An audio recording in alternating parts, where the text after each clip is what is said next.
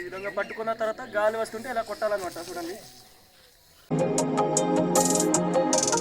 నేనైతే ఇప్పుడు సామ గాలి పెడతాను రండి. అంటే చెత్తరం ఇదంతా బయటకు పోవాలి, గింజలు మాత్రం మిగిలాలి. అలా పెడతాను రండి మా పద్ధతిలో ఏ విధంగా పెడతానో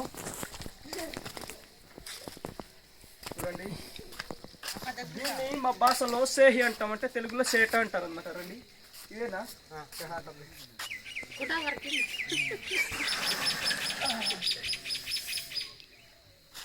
చూడండి, ఇలా ఏరుకోవాలన్నమాట. మొత్తం ఎత్తాలా,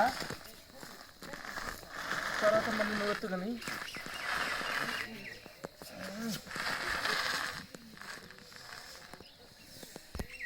ఈ విధంగా పట్టుకున్న తర్వాత గాలి వస్తుంటే ఇలా కొట్టాలన్నమాట. చూడండి గాలి రావట్లేదు కావున ఏదో వీడియో చూపించడం ఇది చేస్తున్నాను.